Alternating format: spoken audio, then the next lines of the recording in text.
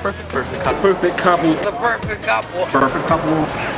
When in reality, we really only have like one couple.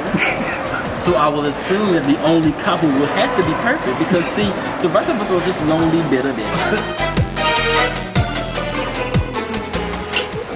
They be over this block, Kanye. Lord Jesus. In response to Song of Solomon, Perfect Couple is here to give their religious wisdom on the matter. Sayvion, would you like to start?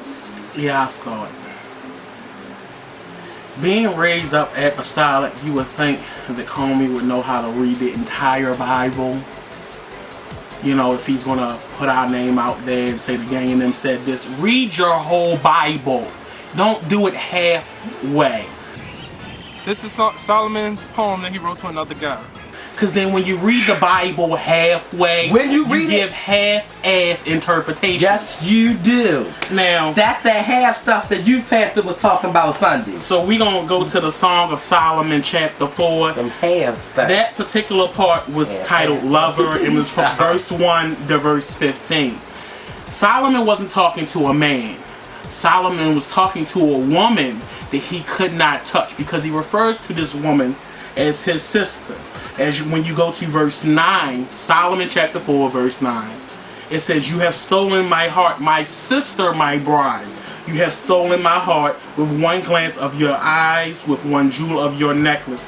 How delightful is your love, my sister, my bride. How much more pleasing is your love than wine, and the fragrance of your perfume that is any spice." So Solomon was not talking to a man. Solomon was talking to a woman who he could not touch. His sister. But then, it may have possibly been his sister, or it could be his sister in church. Because in church, we refer to people. We can refer to the bride as the church. Yeah. So it is my brother in the spirit, my sister in the spirit. But she also mentioned. Right. I was getting to that part because in verse 16 it says, "Beloved," and this is her answering the letter that Solomon wrote. "Awake, north wind, and come south wind. Blow on my garden that its fragrance may spread abroad. Let my lover come into his garden and taste his choice fruits." So she just gave him an invitation to come get her goodies. So and that wasn't a man. That was a woman bet you talking. think about it. I'm sorry. it's really a letter to a woman. Relatively already, y'all, you saying it's a bride, but literally in those days and times, if you go back into the King James, it's really his sister. They was back then, they was dating their relatives.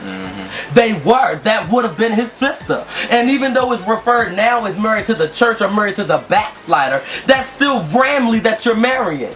You're wrong. Yeah, and even in the Bible it speaks against incest. You would have to preferably have more knowledge of your Bible, because your Bible is your sword. So when you're not using your sword the right way, it will stab you in the back. It is a two-edged sword. That's the Bible. That's why you got to read up and read carefully, because you got to rightly divide the word of truth. That's Bible too.